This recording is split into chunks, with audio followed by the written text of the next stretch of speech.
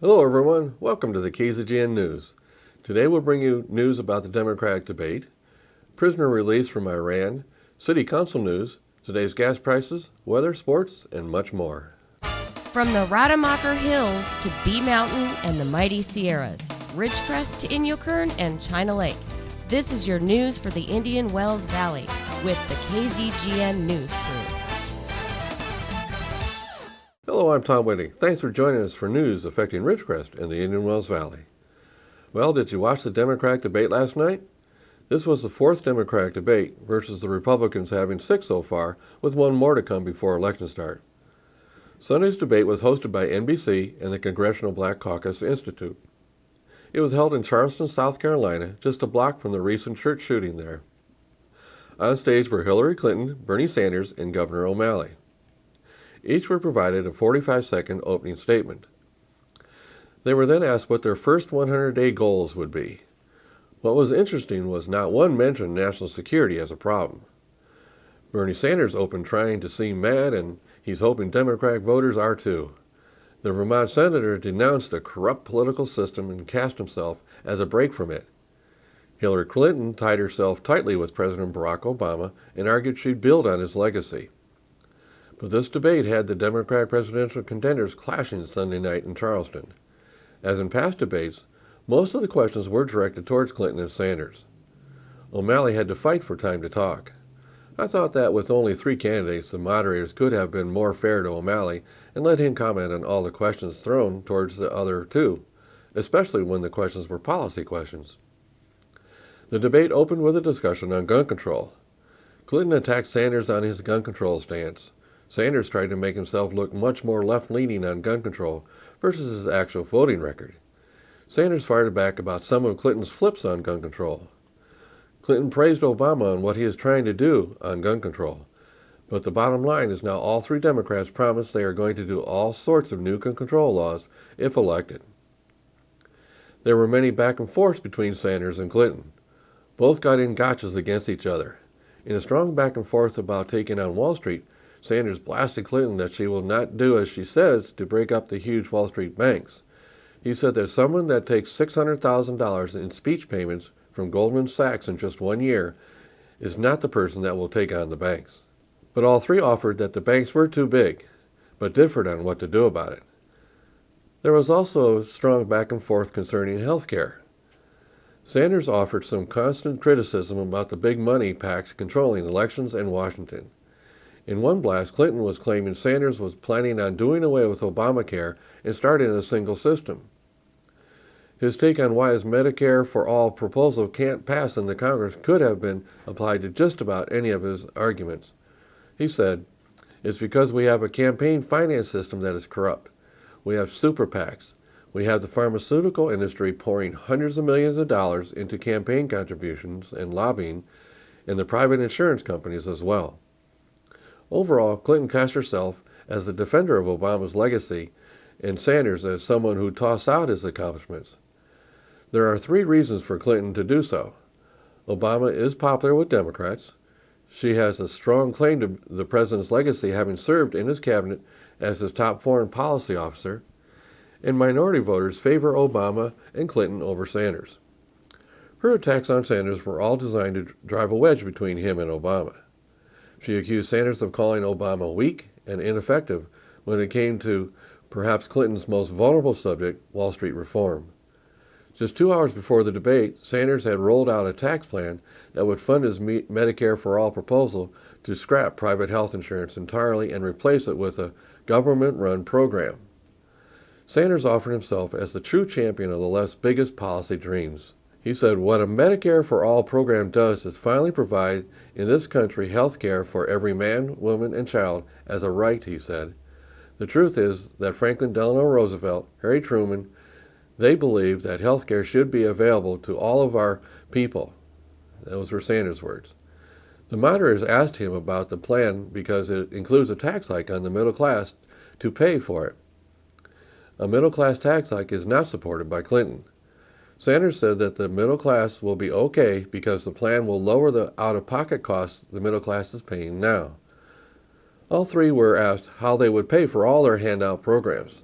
Things such as college to be free, a healthcare system that pays for everyone, getting rid of student loan debt, and more. All three said that they would get savings from someplace, and there would also be more taxes on the rich. No one said where the savings would come from, though. They finally did discuss the war on ISIS. None offered to send in U.S. soldiers, only that the Middle Eastern countries need to do that, and we'll provide air support. There was much placating to the Black Caucus. A lot was discussed, as there has to be a stop of more proportionally blacks and minorities going to prison than whites. There was little talk about supporting police officers other than a cursory comment that there are a lot of good officers out there. But there was a firm support for Black Lives Matter from all three candidates. Well, the next step in the president's campaign is another Republican debate. Fox News will host the debate 9 p.m. Eastern Time and be located in the Iowa Event Center in Des Moines, Iowa. The sponsor is Fox News. Moderators will be Brett Baer, Megyn Kelly, and Chris Wallace. In good news from Iran, Iran freed 5 Americans of Iranian descent from prison last Saturday. This includes a Marine veteran and a reporter from the Washington Post. It was a negotiated swap with the United States, which released 7 Iranians who had been held on sanction violations. Word of the prisoner exchange came just before long-standing economic sanctions on Iran were lifted under terms of the historic nuclear deal reached in July. The exchange, first reported by Iran and confirmed hours later by the Obama administration officials, removed a big source of irritation between the two countries, whose relationship broke down more than 3 decades ago during the 1979-81 Tehran hostage crisis. Obama administration officials, sensitive to criticism that they have capitulated to Iran on many issues, attributed the break in the prisoner dispute to a climate of diplomacy they had cultivated with Iran through the nuclear negotiations. Early on Sunday, a senior United States official confirmed that our detained U.S. citizens have been released and that those who wish to depart Iran have left. American officials said they were still working to free Siamak Namazi, an Iranian-American business consultant who worked for a United Arab Emirates-based oil company and was seized in Tehran in mid-October. Nearly all the negotiations took place in Geneva, American officials said. Arrangements for the departure of those freed in Iran had been done by Switzerland, which attends to American interest in Iran in the absence of diplomatic relations. They understood this was a priority for us and that we'd never give it up, said a senior administration official, speaking on condition of anonymity because the prisoner exchange was handled with extraordinary caution. We consistently said it was independent from the nuclear negotiations, but of great importance to us. The American officials described the released Iranians in the swap as convicts or suspects in sanction violations, offenses that Iran's government has never recognized as legitimate. They also said that as part of the negotiations, the Americans had rescinded international arrest warrants on 14 other Iranians suspected of sanction violations. The administration reported no progress on long-standing efforts to find out more information about Robert Levinson, a retired FBI agent who went missing near Iran's Kish Island nearly 9 years ago. He is not going to be a part of this deal, said one official, who added that the Iranians had committed to continue to seek information on his whereabouts. Most of the Republican presidential candidates have been critical of their overall Iran deal. On Saturday, several of them praised the release of the American prisoners, but continued to attack their agreements with Iran. Now stay with us for news from Iraq and city news when we come back.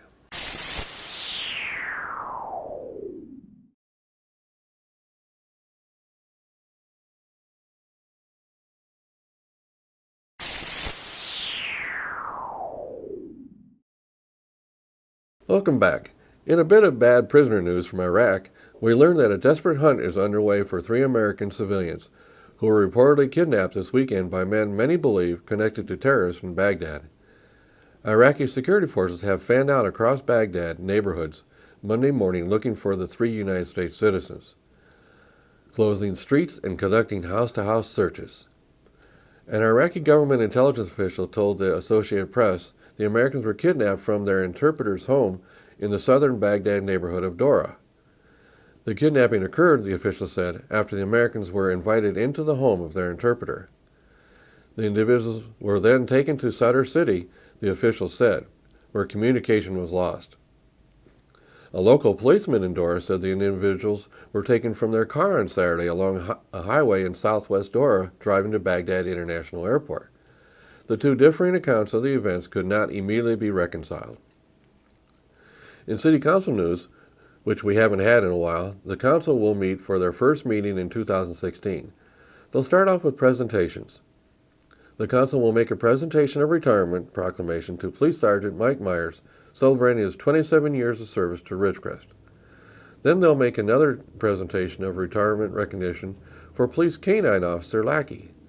Lackey is our current police dog and will be retiring. His retirement includes staying with his current police officer handler.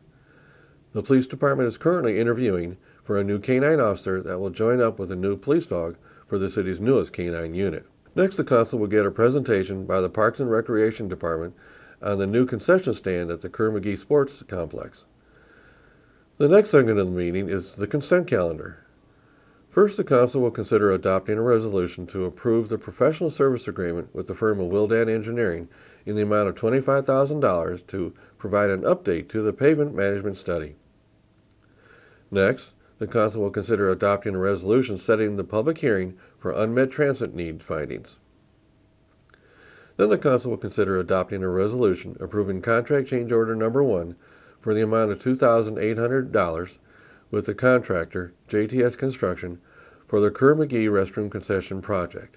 Next, the Council will consider adopting a resolution of the City of Ridgecrest Successor Redevelopment Agency approving the recognized obligation payment schedule for 2016 and 17.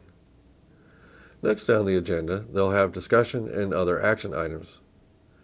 First, the Council will get a presentation and have discussion of the monthly financial report for the city. Next, with the resignation of Andy Anderson from the Measure L Committee, the Council will make another appointment to the Measure L Citizens Advisory Committee. Then they'll hold a discussion of committee appointments by council members. Next, the Council will discuss probably the most important item on the agenda.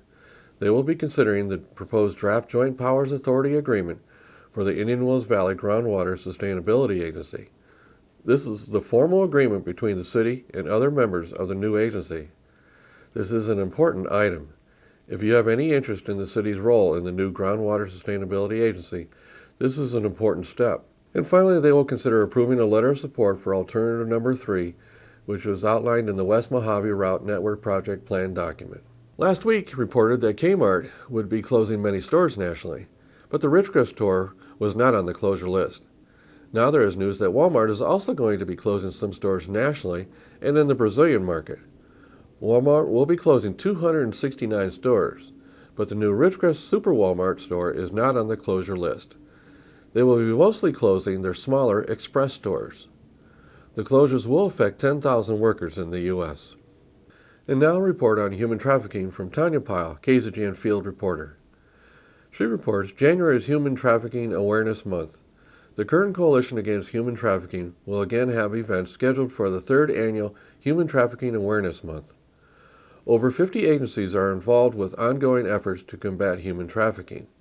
Among them, Women's Center High Desert is mobilizing businesses this month in Ridgecrest. Field reporter Tanya Pyle reported that she was in Bakersfield attending several events and planning meetings when they spoke to the KZGN Friday. We went to the traffic light movie shown in Bakersfield and we're bringing it back to Ridgecrest as a full-length feature film to include a story on forced labor, Beecroft said. Last year it was a trailer with emphasis on commercial sex and people working for little or low wages and conditions not conducive to human life. This year's community awareness will focus on posting Senate Bill 1193 and California Civil Code Section 52.6. These are public notices regarding slavery and human trafficking. This month, Women's Center High Desert and other community members will canvass the community, businesses, and provide the required information they need to post. This Kern County Public Awareness Campaign hopes to reach businesses in every area and every community in Kern County.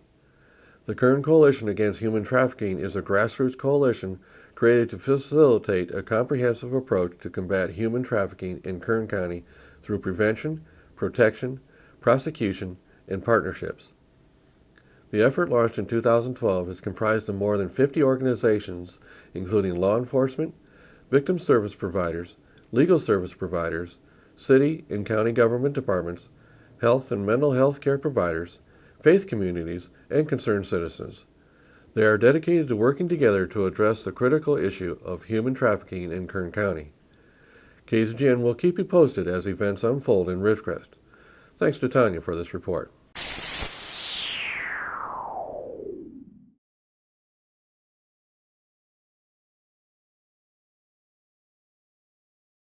Thanks for staying with us. Now here's Lane with the weather. Thank you, Tom. From the National Weather Service, well below normal temperatures are expected to remain in place across the northern Great Plains and upper Midwest through the early part of this week. Temperatures will remain below 0 degrees Fahrenheit across much of the Dakotas and Minnesota on Monday. Wind chill values are expected to drop as low as 20 to 40 degrees below zero in these locations. Temperatures across the nation: Carolinas at 41, Georgia at 37, Arkansas at 27, northern Texas at 35, Arizona at 60, and Los Angeles at 61. And for us locally, tonight mostly cloudy with a low around 43, southwest wind 5 miles per hour. Tuesday, a 20% chance of showers, partly sunny with a high near 60, south wind 10 to 15 miles per hour with gusts as high as 20. Tuesday night, a 20% chance of showers, partly cloudy with a low around 41, south-southwest wind 10 miles per hour. Wednesday, mostly sunny with a high near 61 with a calm wind.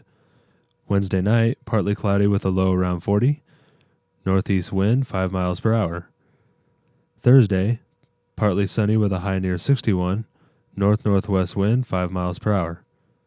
And that is your forecast for the IWV. Now back to Tom. Now in KZGN's continuous effort to provide news and information you've asked for, here are today's gas prices for Ridgecrest and some surrounding areas.